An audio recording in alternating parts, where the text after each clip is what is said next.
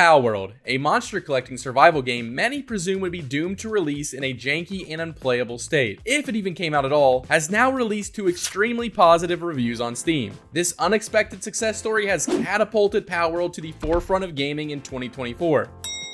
In fact, it peaked at one of the largest concurrent player counts ever in the history of Steam. And while you will find plenty of videos explaining just how great and addicting this game can be, I would like to focus on another effect Palworld may have. You see, while everybody is popping champagne over at the Pocket Pair office, Gamefreak has surely taken notice of a fellow gaming company striking gold in the same genre that they have been dominating for decades. So for this video, I would like to focus on how Gamefreak can use Palworld as a blueprint to innovate and improve future Pokemon titles. But before we jump in, I do think it's important to address the elephant in the room. What are you doing? Get the f out of here. Yeah, leave, thanks. As I was saying, Pokemon is a $90 billion franchise, and Gamefreak's games are certainly a big part of that. And while I hope I'm wrong, to think that Gamefreak will just up and make major changes to their extremely profitable line of video games is probably a pipe dream. But with ever increasing criticism from the fan base, maybe, just maybe, Gamefreak will feel the pressure to switch up their stagnant formula. Now the question is, how can Gamefreak take inspiration from Palworld? Let's start with the open world exploration. If you compare the open worlds of, say, Pokemon Legends Arceus and Palworld, they actually have a couple similarities. Both have visually different biomes filled with their respective creatures roaming around, and both have large, borderline terrifying variants of those creatures that you can take on at any time for extra challenge. But for Pokemon, that's really about it. However, in Palworld, I'm looking for chests with rare items, I'm searching for a collectible that gives me increased catch chance, I'm hunting down camps of thugs and cultists, and defeating them to free enslaved pals. Here I even stumble across a hidden mine shaft that houses the Black Marketeer, a sketchy NPC merchant that sells illegally obtained rare pals. The point is, Palworld gives me so many more reasons to actually explore their world other than just monster collecting. As for Gamefreak, I pose this question: why even have an open world when the only thing to discover in it are new Pokemon?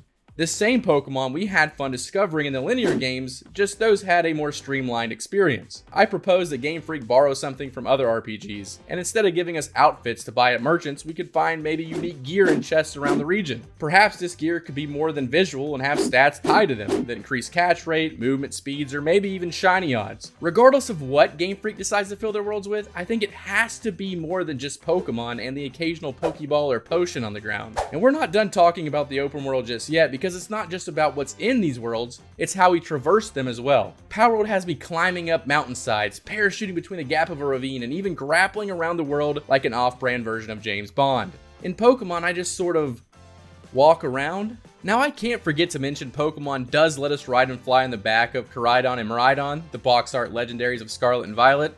And of course a few Hisuian variants help us get around the Hisui region. And Palworld has nothing on that, except letting us ride and fly around on almost any pal. If riding, swimming, and flying around on Pokemon are to remain a staple of future Pokemon games, please make all Pokemon be usable for these mechanics. I mean, that makes sense. I'm not asking for them to let me ride into battle on the back of a Caterpie mount. Well, I mean. Anyway, the closest they ever got to that were in the Let's Go games, and even then it was a pretty limited roster of rideable Pokemon. So those are just a few of my suggestions to make Gamefreak's open worlds feel more alive and fun to explore. Now, let us move on to gameplay. This is a bit of a tricky one. Palworld is a little bit Pokemon and a lot of bit Ark Survival Evolved. That is to say, Palworld is a survival game first with a monster collecting mechanic well crafted into it. And personally, I don't want Pokemon to be a survival game. I do, however, want them to go outside of their comfort zone and adopt some gameplay mechanics from other genres. For instance, I personally think it would be really cool to have a base building mechanic in an open world Pokemon game. Maybe that seems a bit far-fetched, but remember that both Hoenn and Sinnoh based games allow players to customize secret bases. So let's take that concept and make it a more prevalent feature. Trainers could use Pokemon to collect resources and bring it back to a spot of their choosing. Then with more help from their Pokemon, trainers could assemble their base and use it as a place to display badges, maybe some rare gear sets as I mentioned earlier, and of course your boxed Pokemon. All of this is exactly what you do in Palworld, just a bit more fleshed out due to its survival mechanics being the main part of the game. If Gamefreak could implement gameplay mechanics like this, it would give a considerable amount of volume to their gameplay loop that typically only consists of catching and battling. Not to mention it would allow us more ways to use and interact with our Pokemon. Both pals and Pokemon are filled to the brim with charm and personality, but the way players are able to use creatures in Palworld give the pals more spotlight to showcase said personalities. Seriously, I love these little guys. I'd go to war with these guys. Hell, I did go to war with these guys. I'd bleed for my pals. Except this guy. His name is Randall and he's a dickhead. Randall likes to get stuck on my roof and shit infinite amounts of wood, nearly crashing my game. Anyway, back to my point. Gamefreak adding in new mechanics not only benefits the game, but the Pokemon themselves. For my final point, I want to talk about visuals. Several times I found myself stopping to take in the breathtaking scenery in Palworld. In my opinion, the game looks incredible. Pokemon, however, has faltered quite a bit in the graphics department. While I think Scarlet and Violet did do some things to make Pokemon look much better, the landscapes and backdrops still leave a lot to be desired.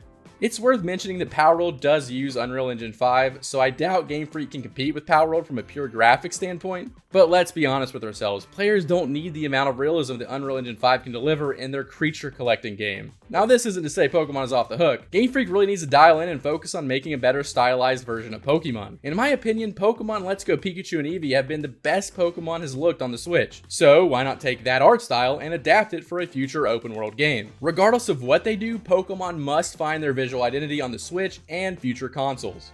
Now, a lot of comparisons have been made between Pokemon and Palworld in this video and otherwise. But to clarify, Pokemon does not have to be Palworld. In fact, it really can't be Palworld. Palworld is a highly ambitious amalgamation of several different mainstream game genres. Pokemon is a creature collecting turn-based RPG titan that sits upon one of the most rock-solid foundations in gaming. These two games are entirely different things, and these two game companies are going in entirely different directions.